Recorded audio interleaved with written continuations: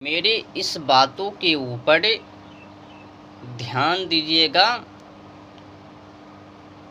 अब मुझे समझ में नहीं आता है कि जो प्रेत आत्मा खुद ही प्रेत योनि से घबराता है, छटपटाता है कि हमें इस प्रेत योनि से मुक्ति कब मिले, कब हमें इस प्रेत योनि से आज़ादी मिले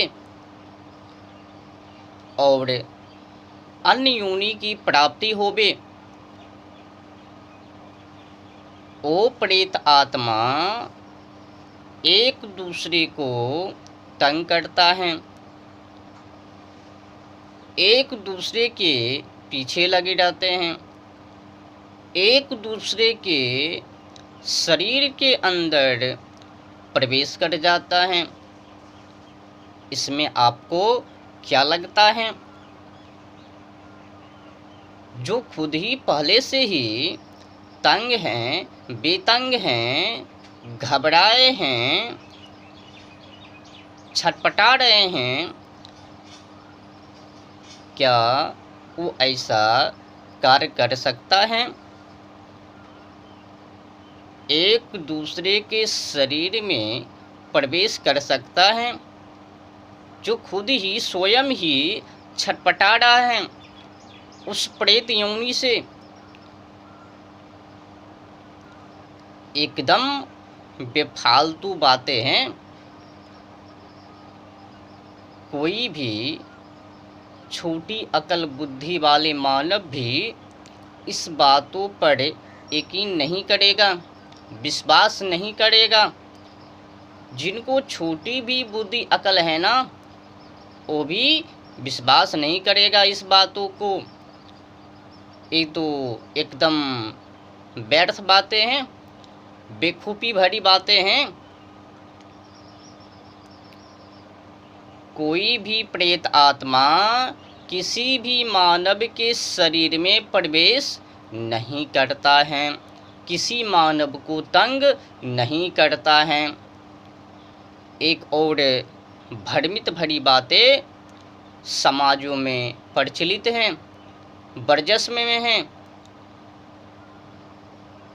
कि जहाँ पर भी मानव मरता है, जलता है, वहाँ पर भूत रहता है। जहाँ पर मर्डर हो गए, मर गए, वहाँ पर अभी भी उनका आत्मा बौख रहा है। एक और सबसे बड़ी बेफालतू की बातें हैं, कई मानव लोग 12 बजे रात्रि में शमशान घाट जाने में खूब डरता है। रात्रि होवे तो शमशान घाट से खूब डरवे, खूब डरता है। एक कौन लोग हैं शमशान घाट से डरने वाले? वही लोग हैं मांस, अंडे, बकरे, गंदी मैली कुचली आस्थाओं पर विश्वास करने वाले, जंतर मंतर घुमा के जंतर पर विश्वास करने वाले, ताबीज को बहनवाने वाले, जंतर को फुकवाने वाले और गलों में डालने वाले, यही लोग हैं। इनको पता नहीं है ये जो शरीर है ना, शरीर, जो शरीर सुंदर देखने में लगता है ना, इनका असली घर वो शमशान घाट ही होवे। वो पवित्र स्थल हैं, उनके बिना दूसरे शरीर का निर्माण नहीं होता है। वहाँ पर जाना ही पड़ेगा, या तो उसमें जलो या तो फिर दफन हो जाओ। जैसी क्रिया पर मरना ही पड़ेगा। मरण के बिना, जलन के बिना, दफन के बिना, फेंके बिना दूसरे शरीर का निर्माण ना होवे। तो फिर उस स्थानों से क्यों घबराए?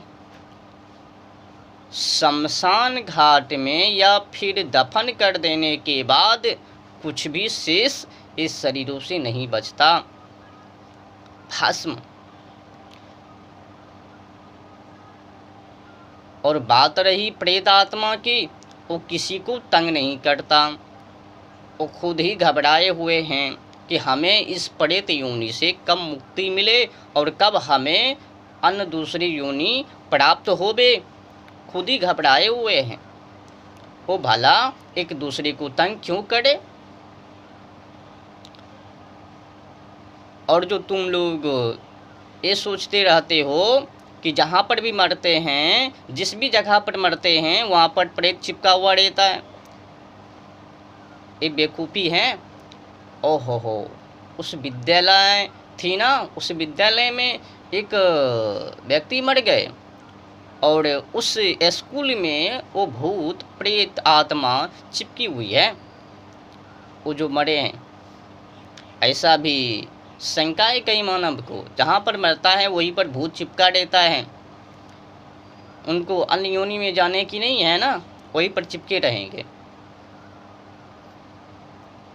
बाबा जो भी मरता है ना, वो अपनी कर्मों के अनुसार भोगने के लिए लाइन में लग जाते हैं। समझ रहे हो ना। और खास जो सबसे बड़ी बेवकूफ़ी भरी बातें हैं ना, शमशान घाट रात्रि में जाने से डरना, इनसे मत डरियो।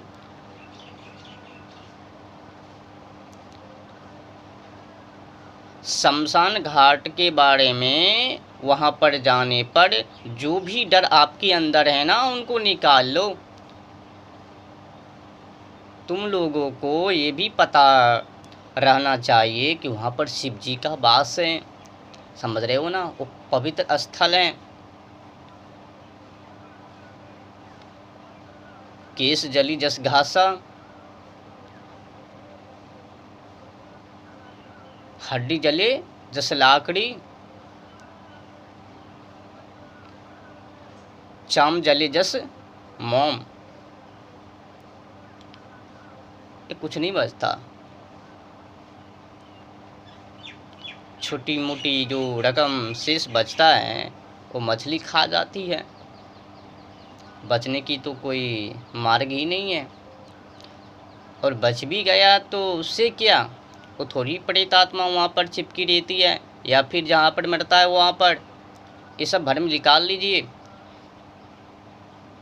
और हाँ, एक और सबसे बड़ी भ्रम समाजों में पड़ा हुआ है, बेफालतू भरी, कि कोई देवी देवता है और मानव के अंदर प्रवेश कर जाता है। ये भी बेवकूफ़ी भरी बात है। कोई भी देवी देवता किसी मानव के अंदर प्रवेश नहीं करता है। ये भी बेवकूफ़ी भरी बातें हैं, अगंडल बातें। ये विश्वास लायक नहीं है।